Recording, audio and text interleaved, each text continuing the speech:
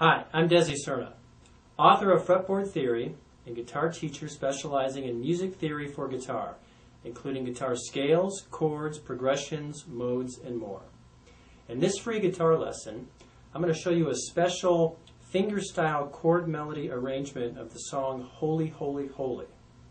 Now this is a Christian song, but the music theory information and chord information is relative to all styles, and makes a great example of using the CAGED template chord system. Now this lesson is suitable for intermediate and advanced level guitar players, preferably ones that already have some experience with fingerstyle, finger picking technique.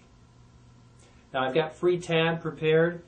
If you follow the links in the video description, you'll be taken to it, and I recommend that you have that in front of you or you print it out and follow along with the tab.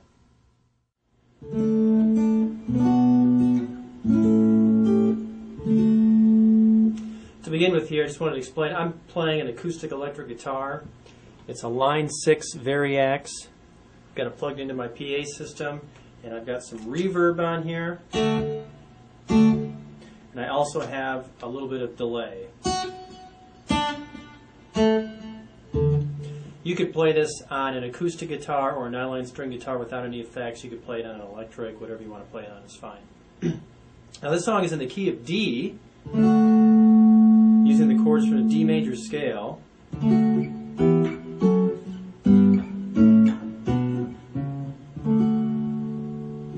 And there are a few accidentals.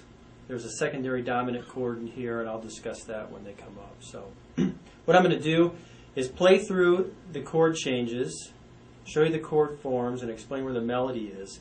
And you should follow along with the tab. In the tab, I have everything tabbed out just as I'm playing it, and I always have the melody note on top. It is the highest pitched note in the chord. And to fingerpick this, you're either going to use a thumb and 2 fingers, or a thumb and 3 fingers. Some chords are written with a bass note and 2 chord notes, and then some are written with a bass note and 3 chord notes. So just follow the tab and watch my hand here and you can figure it out.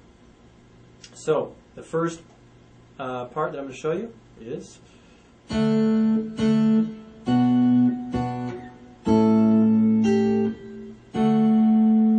starting on a D major chord here.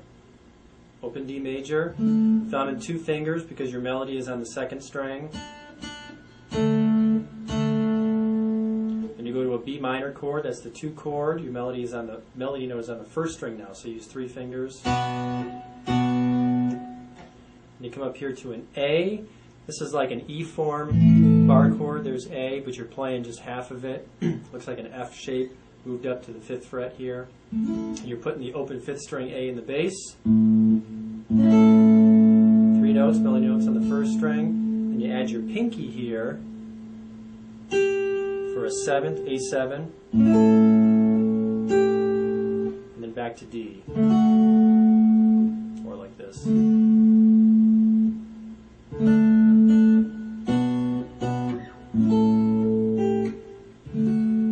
I'm doing a little bit of finger rolls and stuff in there.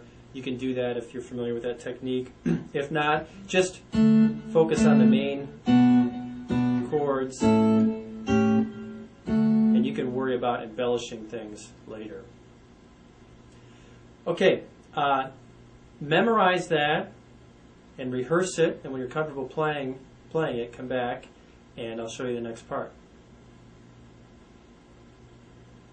Here's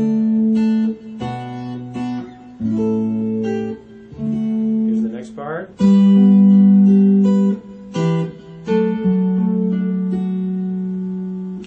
This is a C-form bar chord. It's actually a G. You put your pinky at the 10th fret on string 5. You build the C-form shape. This is derived from the CAGED chord system. If you don't know the CAGED system, then you're probably getting way ahead of yourself here. It's covered in my book, Fretboard Theory, and I have a whole DVD program on it as well. So this is a C form, but it's a G chord, and your bass note's on the 5th string. You're using 3 fingers. Then you switch to an E minor 7, which you can do simply by removing your pinky and just barring over to the 7th fret on string 5. There's your root E.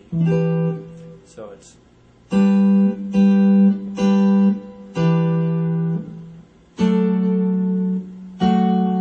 this is a D chord. It's a G form.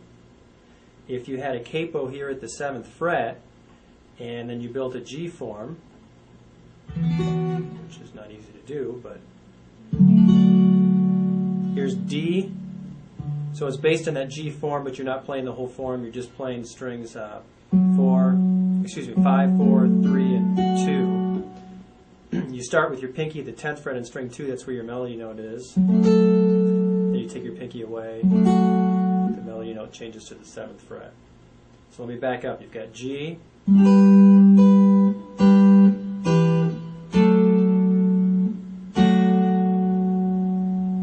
Once you have this memorized, go back to the beginning and rehearse both parts.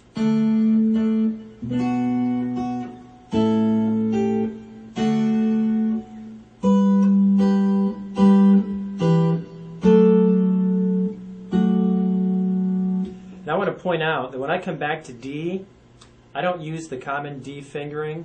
I actually bar and use my middle finger like this. And the reason is because it's easier for me to slide up and get in position for this C-form G chord. So when I use this fingering and then I slide up, it's just a little too much for me to adjust to there. So I like going back to the D like this. Then I can just slide it up, add my pinky. In fact, what I do is I focus on getting that root G first, and then I have an extra second to get my ring finger down.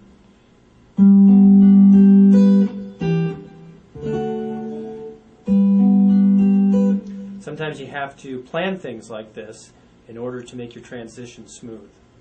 Okay, once you have that phrase memorized and rehearsed and you're comfortable playing with it, you can add the next part, which goes like this.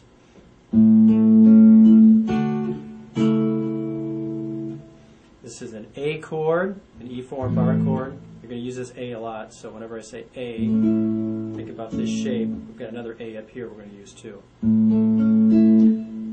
5th string A open. Then you go to a D. That's a common bar chord. There's your root D. Then you go back to A, but you go to an inversion. You're going to use the C sharp on string 6. Follow along with the tab. This is part of the D form bar chord that I teach in the CAGED system. This is a chord shape that not too many guitar players are familiar with, but it's a good one. So you've got A, D, back to A, and you're playing an inversion, thumb 2 fingers there. Let me back up a little bit.